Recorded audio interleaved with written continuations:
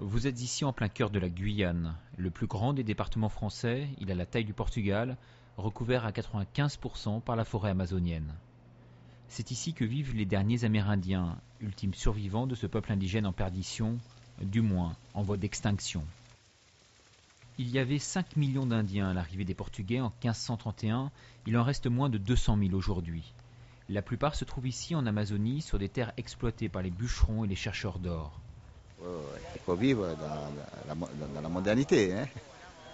Mais surtout, il ne faut pas oublier la traduction. La traduction, si un Amérindien qui n'a pas son traduction, pour nous, ce n'est pas un Amérindien. C'est la coutume. C'est la coutume. Et vous, en tant que chef, vous faites respecter cette coutume. Voilà. Ouais, il faut que nos descendants, des jeunes qui respectent nos coutumes. J'aime pas le mot colonialisme. D'accord. Parce qu'on est partant avec l'homme blanc qui nous a fait découvrir, qui nous a fait... Chez nous, dans notre tradition, on dit c'est eux qui nous ont appris des choses et tout ça. Pourquoi les rejeter? Il y a une mauvaise image de l'Amérindien au début du siècle. C'était le sauvage, c'était l'illettré, le soulard. Et c'est cette image qui est restée chez tous les Européens et même chez tous les Guyanais. Et je pense que pour vraiment connaître un Amérindien, il faut vivre avec eux, il faut partager ses idées. Ils sont encore 900 en Guyane, principalement sur le fleuve Maroni. Ils vivent de la chasse, de la pêche et de l'agriculture. Résidant sur le sol français, ils en ont pris la nationalité, à regret pour la plupart. C'est un véritable combat que mène cette nation pour son identité. À la recherche d'un passé révolu, les Amérindiens se défendent bec et ongle, militent pour la reconnaissance et la légitimité de droits territoriaux et ancestraux qu'ils disent aujourd'hui bafoués.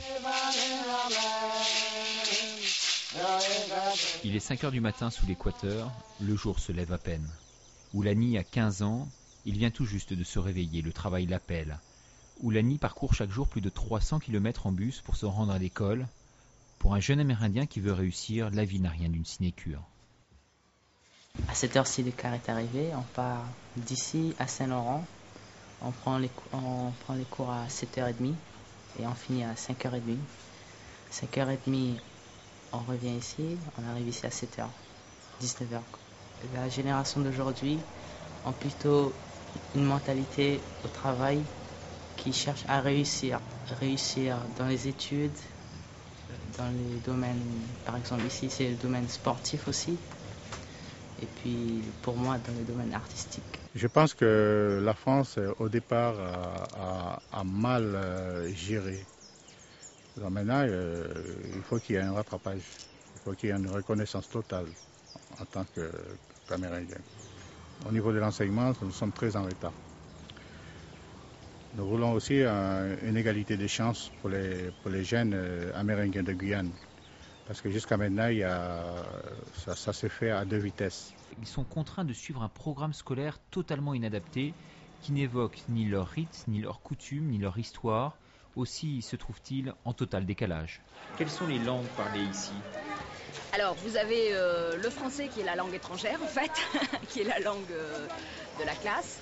Le créole, qui est très présent. Et puis aussi le kaligna, donc pour les Amérindiens, le mong, le djouka et un peu le saramaka. Ces jeunes générations d'Amérindiens tentent de s'adapter au bouleversement de leur existence, tout en honorant leur peuple et leurs traditions. Aujourd'hui, elles veulent écrire leur propre histoire et dénoncent une modernité qui, disent-elles, leur a amené le chaos. Nous sommes, je dirais, les derniers d'un peuple qu'on a exterminé. Et faire partie de ces derniers, franchement, c'est une grande fierté. Ils ont souffert quand même une colonisation après la découverte des Amériques. Toute l'histoire amérindienne qui suit la conquête des Amériques, elle n'est pas très glorieuse pour les Européens. C'est qu'une longue suite de massacres, de vols, de viols, de tout ce que vous voulez, de spoliations diverses. La situation socio-économique de ces Français d'Amérique demeure difficile. Dans ce village, 90% de la population amérindienne est au chômage. L'économie occidentale les a déstructurés et conduits à leur perte. Ils perçoivent tout de même des aides de l'État français, comme le RMI, et bénéficient d'exemptions de taxes et d'impôts. Une simple indemnisation compensatrice pour la dépossession de nos terres, estime-t-il. Certaines tribus ont encore beaucoup d'animosité envers les Blancs, ceux qui les ont colonisés, ceux qui leur transmettent encore aujourd'hui les maladies contre lesquelles ils ne sont pas immunisés. Pour vous rendre sur leur territoire, il vous faut une autorisation préfectorale. Si vous avez la chance d'être adopté, les Indiens vous inviteront à boire leur boisson, le kachiri, et à vivre au milieu de leur famille. Là, vous avez déjà une abattue, ça date de l'année dernière, quoi. Vous voyez comment les maniocs sont poussés. C'est le manioc. On prend la racine. La racine, c'est là. On l'épluche. On épluche la racine. On les râpe. Après, on fait passer la farine dans cette vannerie qu'on appelle la couleuvre, c'est nommé. Nous, Kalina, ça s'appelle matapi. On les presse, on fait comme ça. On le met la farine là-dedans et on prend le jus. Si on veut faire des galettes, on fait chauffer la platine qui est là, vous voyez la platine. On étale la farine là-dessus. Il ne fait ça à des millimètres. On fait cuire la galette, ça devient la galette. Le pain est fait.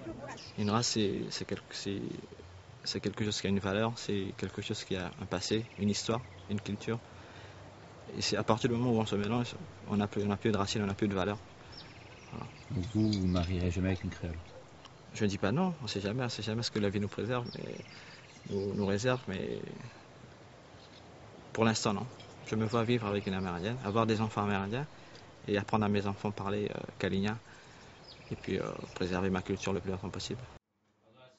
Symbole d'une réussite sociale, Madame Tchouka a quitté un temps son village pour vivre en ville. Elle avait ouvert un commerce à Cayenne. Mais bien vite, elle est revenue de son exil, lassée par un rythme de vie qui manifestement ne lui correspondait pas.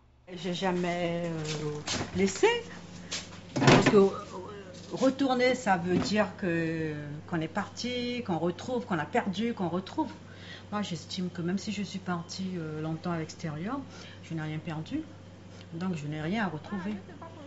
Les vraies valeurs, moi je dirais, c'est une grande cohésion sociale, une solidarité. Ici, par exemple, il est hors de question de mettre des personnes âgées dans les maisons de retraite. Moi, l'idée ne m'est même pas venue. C'est hors de question, comme vous dites. Mais apparemment, je crois que ça se fait chez vous. La seule différence, maintenant, c'est qu'elle est malade, qu'elle ne peut plus leur parler comme avant. Mais sa présence est là. C'est ce qui compte pour eux. Pour chasser les intrus et remercier Dieu de ses bienfaits, les Amérindiens mélangent chants, danses et costumes traditionnels. Ils recourent aussi à la magie des chamans pour guérir les maladies de l'âme et du corps. Donc ça c'est pour faire des chansons aussi, accompagnées avec des chansons et de la musique. Voilà. D'accord. Et le tambour. Hein. Donc les tambours, le tambour que vous voyez ici là, c'est fabriqué, ça c'est la peau des bêtes, hein, c'est-à-dire des biches que vous voyez en ce moment-là, et les troncs d'arbres qu'on a creusé, tout ça pour faire un tambour. Donc ça c'est le bois des grignons, tout ça un peu plus léger, le bois plus léger qu'on nous faisons en ce moment. Donc voilà le son que ça donne par rapport à notre tradition. Le chaman a un rôle très important dans l'ordre social de la communauté. Il est le médiateur entre les humains et les dieux. Ce chaman, cet homme médecine comme on dit, sait communiquer avec les esprits et tient son pouvoir d'un enseignement secret transmis par les anciens. C'est un guérisseur, mais on ne guérit pas uniquement, je dirais, matériellement. C'est-à-dire, il a mal là, on lui donne un médicament. Quand on guérit aussi l'esprit de la personne. Et c'est en guérissant de l'esprit de la personne qu'on guérit le corps. Pour les Amérindiens coexistent réellement deux mondes, celui des morts, des esprits et des dieux d'un côté, le monde des hommes de l'autre. Ils n'ont pas renié leur religion chrétienne pour autant. Certains sont chrétiens, d'autres sont protestants. Beaucoup continuent de croire à leurs propres croyances, aux esprits de la forêt, en particulier le grand arbre, le fromager, hein, qui est vraiment l'arbre sacré par excellence. On ne coupe pas un fromager. Celui qui coupe un fromager, il peut lui arriver les pires choses. Les Amérindiens mènent donc une existence secrète, pratiquent des rituels immuables. Les Amérindiens ont quitté le néolithique pour entrer de plein pied dans le XXIe siècle, sans phase de décompression.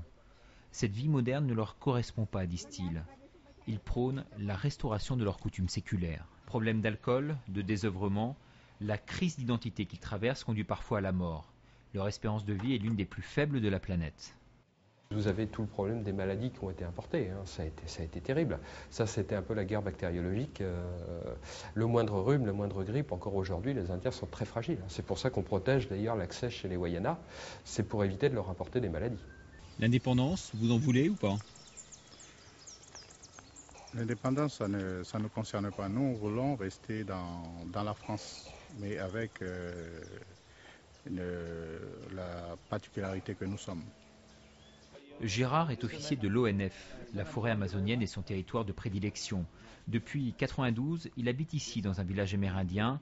Cette expérience lui apporte beaucoup de satisfaction et une belle philosophie. C'est peut-être curieux, mais c'est là où je puise en fin de compte les ressources et les traditions de mes grands-parents métropolitains. Et c'est là où je retrouve en fin de compte le plus rationnel de mes idées. Je me plie complètement à la coutume. Je respecte avant tout mon chef coutumier, je respecte la population et de par ce fait, je me sens intégré à la population. Je ne suis pas un Amérindien, mais je peux vivre comme un Amérindien et de par ce fait, je vis comme mes ancêtres vivaient en métropole, parce que je retrouve les mêmes notions. Aujourd'hui, nous dit un Amérindien, la vie va trop vite, le temps s'accélère. Nos parents, qui ne possédaient même pas un miroir, perçoivent le reflet du monde sur leur écran de télévision. Notre force, c'est que nous avons le temps, car finalement, la vie nous appartient.